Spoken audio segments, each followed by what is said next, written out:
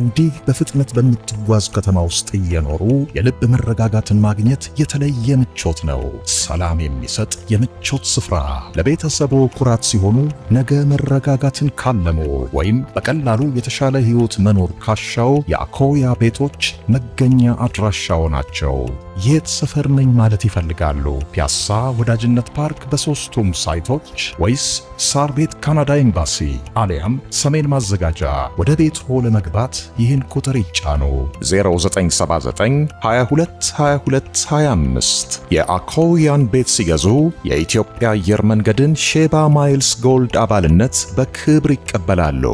አኮያ ፕሮፐርቲስ የኢትዮጵያ አየር መንገድ ሼባ ማይልስ የሪል ስቴት የመጀመሪያው ፕላቲነም ፓርትነር።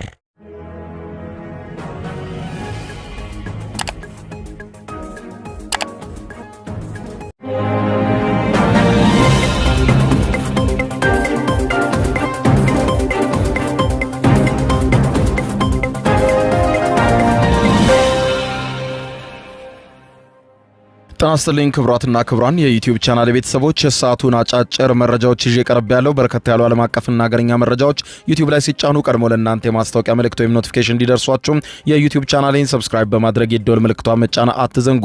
ወደ ሰበር መረጃው ስናቀና በኢራን የተቀሰቀሰው ተቃውሞ ወደ ሌሎች አካባቢዎች በከፍተኛ ሁኔታ ተዛምቷል። የምዕራቡ ዓለም መገናኛ ብዙሃን ከቅርብ ምንጮች ያረጋገጥ ነው በማለት እንደዘገቡት የአያቶላ አሊ ካሚኒ መንግስት ስልጣኑን በመተው ወደ ራሽያ ለመሸሽ እንቅስቃሴ ላይ ነው በሚል ዘግበዋል። ይህንን ተከትሎ የአሜሪካው ፕሬዝዳንት ዶናልድ ጄ ትራምፕ በዛሬው ሌሊት ቃለ ምልልስ ተደርጎላቸዋል። ከአንድ ጋዜጠኛ ጋር በነበራቸው ቃለ ምልልስ የኢራንን ጉዳይ በተመለከተ በቅርበት እየተከታተሉት እንደሆነ ገልጸው አያቶላም ወደ ራሽያ ሊሸሹ ነው የሚለውን ጉዳይ በተመለከተም ተጠይቀው አስገራሚ ነገርን ተናግረዋል። የአሜሪካው ፕሬዝዳንት ዶናልድ ጄ ትራምፕ ይህንንም በተመለከተ የማስደምጣችሁ ይሆናል። የኢራን ጉዳይ አሳሳቢና የመገናኛ ብዙሃን የፊት ለፊት ገጽ አጀንዳ ሆኗል። ዝርዝሩን አስደምጣቸዋለሁ።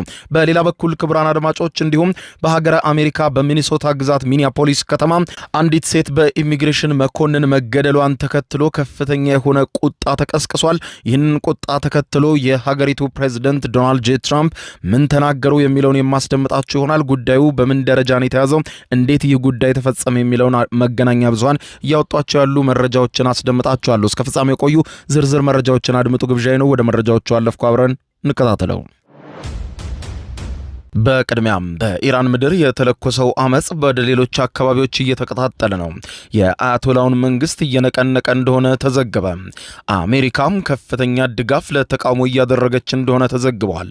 የአሜሪካው ፕሬዝዳንት ዶናልድ ጄ ትራምፕ የኢራኑ አያቶላ የመውደቅ ጫፍ ላይ ናቸው ሲሉ መናገራቸው ተዘግቧል። በኢራን ምድር የተቀጣጠለው አመጽ አሁን ከመቼውም ጊዜ በላይ ወደ ሌሎች የኢራን ከተሞች የተስፋፋ ሲሆን ባለፉት ተከታታይ ቀናት ከመላው ኢራን የሚወጡ ምስሎች እንደሚያረጋግጡት ህዝቡ የስርዓት ለውጥ እንፈልጋለን በማለት እያመጸ እንደሆነ ተዘግቧል። የኢራን ሪፐብሊክ የጥበቃ ኃይሎች ወይም ሪቮሉሽነሪ ጋርድስ እንዲሁም የባሲጅ ሚሊሻዎች ተቃውሞውን በኃይል ለመቆጣጠር እየሞከሩ ሲሆን የኢራኑ ሁለንተናዊ መንፈሳዊ መሪ አያቶላ አሊ ካሚኒም በኢራን ብሔራዊ የቴሌቪዥን ጣቢያ በቀጥታ ባስተላለፉት ትዕዛዝ ሁሉም የጸጥታ ኃይሎች የፈለጉትን ያክል ተገቢ ያሉትን እርምጃ መውሰድ ይችላሉ፣ ይህንን ትዕዛዝ ሰጥቻለሁ በማለት በቴሌቪዥን የተናገሩ ቢሆንም ነገር ግን አመጾ በቀላሉ ሊቆም አልቻለም። አሜሪካው ፕሬዝዳንት ዶናልድ ጄ ትራምፕ በኢራን የተነሳውን ተቃውሞ ተከትሎ ከቀናት በፊት ድጋፋቸውን ያሰሙ ሲሆን ሰልፈኞች እንዲቀጥሉበትና ኢራን ሰልፈኞችን መግደል የምትቀጥል ከሆነ አሜሪካ ያለ ጥርጥር ጣልቃ በመግባት እርምጃ ልትወስድ እንደምትችል አስታውቀው ሰልፉንም ደግፈው ነበር። ትራምፕ ያንን ከተናገሩበት ጊዜ ጀምሮ አመጹ በመላው ኢራን ከመቼውም ጊዜ በላይ የተፋፋመ መሆኑን ተከትሎ የአሜሪካ መገናኛ ብዙሃን ዛሬ ሌሊቱን ባወጡት መረጃ አያቶላ አሊ ካሚኒ መንበራቸውን በመተው ወደ ሩሲያ ለመሰደድ ፕላን ቢ ወይም እቅድ 2 እንዳላቸው የሚጠቁሙ መረጃዎች ደርሰውናል ሲሉ ዘግበዋል። የአሜሪካው ፕሬዝዳንት ዶናልድ ጄ ትራምፕ ዛሬ ሌሊቱን ከጋዜጠኛ ሾን ሃኒቲ ጋር ባደረጉትና በቪዲዮ በተለቀቀው ልዩ ቃለ ምልልስ ላይ ለኢራን መንግስት የቀይ መስመር ማስጠንቀቂያ ማስቀመጣቸውን ይፋ አድርገዋል። ፕሬዝዳንት ትራምፕ በኢራን እየተካሄደ ያለውን ተቃውሞ አስመልክቶ ለቀረበላቸው ጥያቄ ሁኔታው በጣም ቀላል ነው። በጣም በቅርበት ሁኔታውን እየተከታተልነው እንገኛለን። የኢራን መንግስት በጣም ጫፍ ላይ ነው። ነገሮች ሁሉ ወደምንፈልጋቸው መጥተዋል ብለዋል። ፕሬዝዳንት ዶናልድ ጄ ትራምፕ ዛሬ ሌሊቱን ቃለ ምልልስ ያደረገላቸው ጋዜጠኛ የኢራኑ ጠቅላይ መሪ አያቶላ አሊ ካሚኒ ሀገሪቱን ለቀው ወደ ሩሲያ ለመሰደድ ፕላን ቢ ወይም እቅድ 2 እንዳላቸው መረጃዎች መውጣታቸውን አንስቶ ለትራምፕ ጥያቄ ያቀረበላቸው ሲሆን ትራምፕ ይህንን መረጃ እርሳቸውም እንደሰሙ ጭምር በማረጋገጥ አዎ ወደ አንድ ቦታ ለመሄድ እያሰበ እንደሆነ አረጋግጫለሁ በማለት ገልጸው ይህ ንግግር የሥርዓቱን መሪዎች በቴህራን ለመቆየት ያላቸውን እምነት መሸርሸሩን ጭምር የሚያሳይ ነው። አትጠራጠር፣ የኢራን መንግስት በአጭር ቀናት ውስጥ እንደሚፈርስ እርግጠኛ ነኝ ብለዋል። ጋዜጠኛው ለፕሬዝዳንት ዶናልድ ጄ ትራምፕ አክሎም ኢራን በመፈራረስ አፋፍ ላይ ናት ወይ? ይህንን ያምናሉ ወይ? በማለት ላቀረበላቸው ጥያቄ ትራምፕ ሲመልሱ ቃል በቃል ሊሆን ይችላል፣ ይህንን በአጭር ቀናት ውስጥ እናያለን ሲሉ ገልጸዋል። ትራምፕ የኢራንን ተቃውሞ ዝም ብለን የምንመለከተው አይደለም፣ በጣም በቅርበት እየተከታተልን ያለው ወሳኝ ስለሆነ ነው። አሁን ላይ እጃችንን እንድናስገባ ምክንያት የሚሆን ነገር ባይኖርም ነገር ግን ሁኔታውን በቅርበት እየተከታተልን ነው። በቀናት ውስጥ እኛ የምናስፈልግበትን ነገር ጠብቀን እንገባለን ብለዋል። አሜሪካ ከቃላት አልፋ ኢራንን በቀጥታ ወታደራዊ ጥቃት ጭምር ልትመታ እንደምትችል ትራምፕ ቃል በቃል በመግለጫቸው ይፋ አድርገዋል። ኢራን ያለው ሁኔታ አመጹ ወደ ተለያዩ ከተሞች መስፋፋቱ ብቻ ሳይሆን አመፀኞች መሳሪያ ይዘው ጭምር በጎዳና ላይ መታየታቸው አስደንጋጭ ሆኗል ተብሏል። ለኢራን መንግስት ለኢራን አብዮታዊ ዘብ ቅርበት እንዳለው የሚታመነውና በበርካታ የኢራን ሰዎችም እምነት የሚጣልበት ፋርስ የተሰኘው የዜና ወኪል እንደዘገበው ከሆነ ሎርዴጋን በተባለው ከተማ 2 የፖሊስ መኮንኖች መሳሪያ በታጠቁ አመፀኞች መገደላቸውን ገልጿል። በማህበራዊ ትስስር ገጾች የተለጠፉ ተንቀሳቃሽ ምስሎች የጥይት ድምጾችና ተቃዋሚዎችና የጸጥታ ኃይሎች በውጥረት ሲፋጠጡ ጭምር በይፋ አሳይቷል። በሌሎች አካባቢዎች የጸጥታ ኃይሎች ድንጋይ ሲወረወርባቸውና በተቃዋሚዎች ላይ ጥይትና አስለቃሽ ጋዝ ሲተኮስም አሳይቷል። ተቃውሞ እስካሁን በ31 ግዛቶች ውስጥ በሚገኙ 111 ከተሞች መዛመቱን በአሜሪካ መቀመጫውን ያደረገው ህራን የተባለው የዜና ምንጭም ይፋ አድርጓል። የዜና ምንጩ በተቃውሞ ቢያንስ ዘገባ እስከተጠናከረበት ሰዓት ድረስ 34 ተቃዋሚዎችና 4 የጸጥታ ኃይል አባላት መገደላቸውንና 2200 በላይ የሚሆኑ ተቃዋሚዎች ደግሞ መታሰራቸውን ይፋ አድርጓል። የቢቢሲ የኢራን ክንፍ የሆነው ቢቢሲ ፐርሺያ 21 ሰዎች መገደላቸውን አረጋግጦ ማንነታቸውን መለየቱን ይፋ አድርጓል።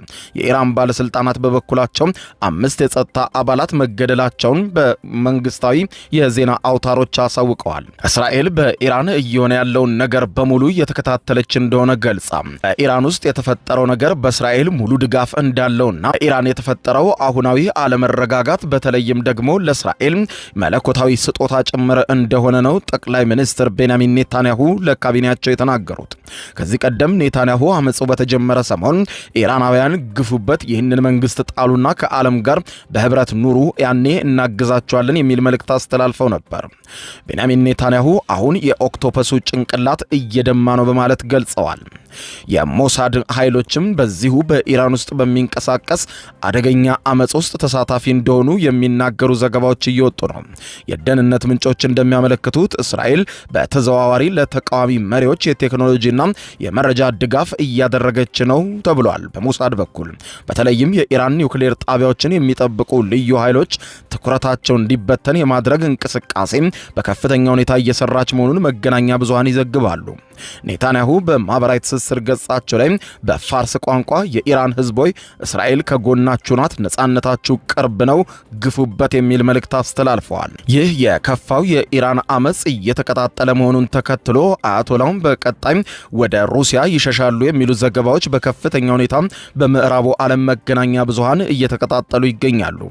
ዘገባዎች እንደሚያመለክቱት ከሆነ ፑቲንና አያቶላ የጠበቀ ግንኙነት እንዳላቸው ገልጸው አያቶላ አሊ ካሚኒ ካሚኒ ስልጣን ቢለቁም በሩሲያ ሞስኮ ሆነው በስደት መንግስት ለመምራት ወይም ደግሞ ቢያንስ ህይወት ለማትረፍ እያሰቡ እንደሆነ ይገመታል በማለት የውስጥ ምንጮች ነገሩን ሲሉ የምዕራቡ ዓለም መገናኛ ብዙሃን ዘግበዋል።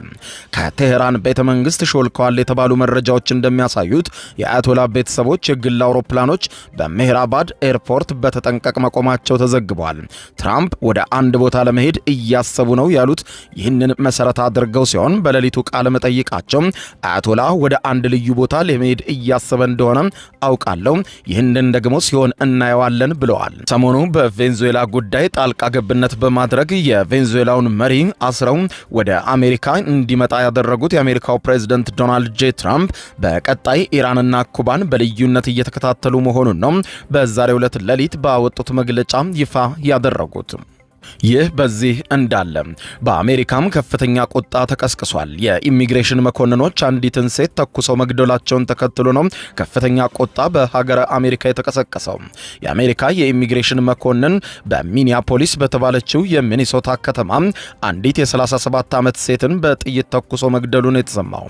ከግድያው ይልቅ ለግድያው ያደረሰው ሁኔታ ዝርዝርን የፌዴራልና የአካባቢ አስተዳደር ባለስልጣናትን እያከራከረ ይገኛል። የሀገር ውስጥ ደህንነት መስሪያ ቤት ሪኔ ኒኮል ሟቿ የኢሚግሬሽን እና የጉምሩክ መኮንኖችም በተሽከርካሪዋ ለመግጨት ሞክራለች፣ ጠባጫሪ ነበረችም። በዚህም ደግሞ የኢሚግሬሽን መኮንኑ ራሱን ለመከላከል ጥይት እንደተኮሰ ገልጸዋል። ይሁን እንጂ የከተማዋና የግዛቲቱ መሪዎች ደግሞ እንዲሁም የዲሞክራቲክ ፓርቲ ወኪሎች ይህ መረጃ ከእውነት የራቀ እንደሆነ ገልጸው ያስተባብላሉ። የሚኒያፖሊስ ከተማ ከንቲባ ጄኮብ ፍራይን ሰው እንዲሞት ያደረገው ኃይሉን በግዴለሽነት የተወጣ አንድ የኢሚግሬሽን መኮንን ነው ሲሉ ክስተቱን የገለጹት ሲሆን የኢሚግሬሽንና የጉምሩክ አስከባሪዎች ከከተማዋ በአስቸኳይ እንዲወጡ ጠይቀዋል። በአካባቢው በነበሩ የዓይን እማኞች የተቀረጹ በርካታ ተንቀሳቃሽ ምስሎች ጥይቱ የተተኮሰበትን ቅጽበት ያሳያሉ። በአካባቢው የእግረኛ መንገድ ላይ ተቃዋሚዎች የሚታዩ ሲሆን የኢሚግሬሽን መኮንኖች ከተሽከርካሪዎቻቸው በመውጣት መኪናዋ ውስጥ ተቀምጣ የነበረችውን ሴት እንድትወጣ ሲጠይቋትና በኃይል በሩን ለመክፈት ሲታገሉ በቪዲዮ ላይ ይታያል። አሽከርካሪዋም ለመንዳት ሙከራ ስታደርግ ጥይት ሲተኮስባት ያሳያል። 3 የተኩስ ድምጽ የሚሰማ ሲሆን ተሽከርካሪው ከቁጥጥር ውጭ ሆኖ በአቅራቢያው ቆሞ ከነበረ ከሌላ ተሽከርካሪ ጋር ተጋጭቷል። ድርጊቱ የተከሰተው የትራምፕ አስተዳደር በሚኒሶታ በሚኒያፖሊስ ከተማ ትልቅ ዘመቻ እያደረገ ባለበት ወቅት ነው።